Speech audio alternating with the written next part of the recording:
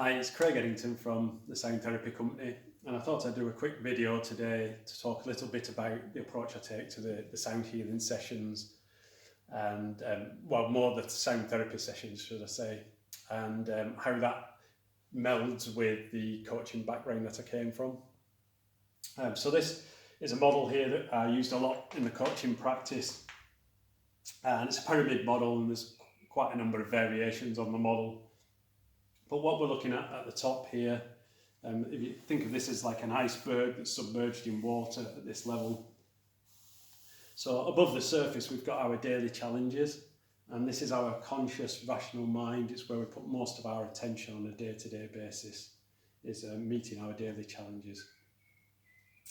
But these daily challenges, or what we experience in our daily lives, is often a result of our habits and behaviours. So we're starting to go slightly below the surface now.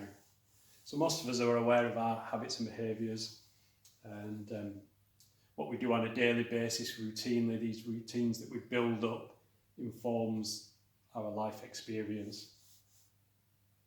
But our habits and behaviours have been built up generally over a long period of time, and they're based on other things such as our feelings and emotions, our attitudes and perceptions of the world, our beliefs and values, and also memories and past experiences.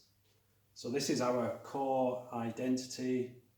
It's part of our story, who we believe we are, and our views of the world and our values. So it's all our core belief system.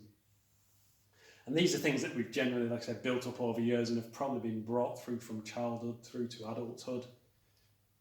And when we're operating in this area, we're very much in our comfort zone.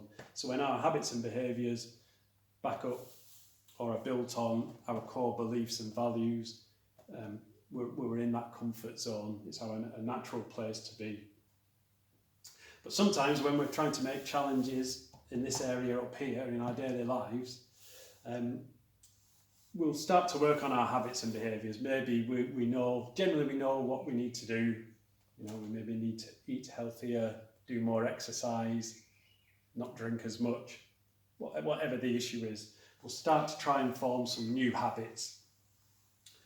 But often we don't take that down to the next level and look at the deeper reasons why maybe these habits have been formed. So we'll maybe start and we have good intentions and we're okay for a few weeks, and then we slowly start to slip back into our comfort zone and into our learned behaviours. So what we really need to do down here, this is the point or the place where real change happens.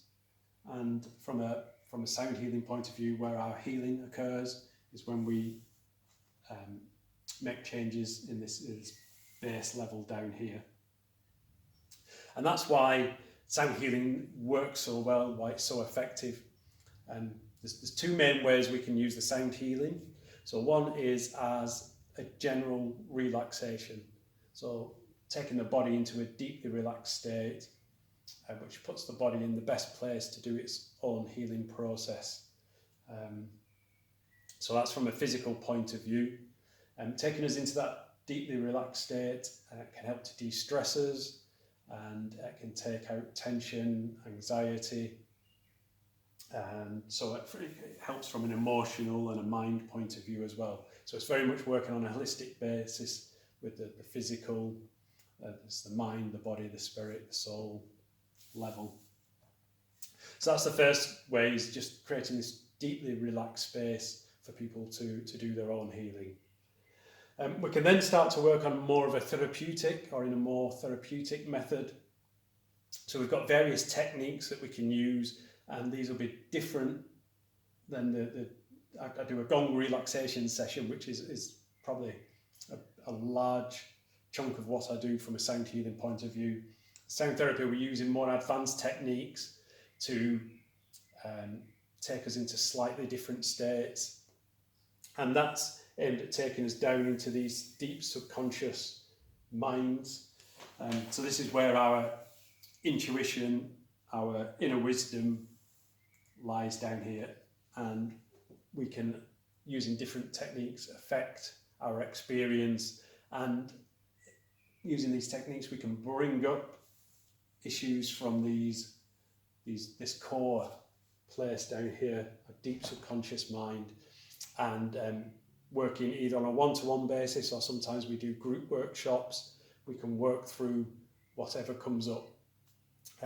So working as a coach, there's that element of working with someone to reflect back their experience to them. So sometimes when we're trying to make changes, we get caught up in our rational thinking, or we fall back into our core belief habits. And when we're trying to find solutions, we're wrapped up in all this, and we can't see the wood for the trees. So having a coach who's slightly more distanced from whatever's going on can help in that respect, and that's what we do a lot with the sound healing. But also there's that accountability there as well, that quite often, say it's exercise, and we say we're going to exercise 3 times a week, knowing that in a week's time somebody's going to be asking you, well, how many times did you exercise this week? So there's that accountability there. So often working with a coach, yes, you might be able to achieve the same things on your own, but it's that thing about moving you forward at a faster pace, so you achieve your goals more quickly by working with somebody else than you would if you were working purely on your own. So as well as offering some form of accountability, another thing we can do is work with people on an action plan. So we may be looking at one issue at a time, having a particular intention or a focus for the session. So that may be either on a one-to-one basis or within the group workshops.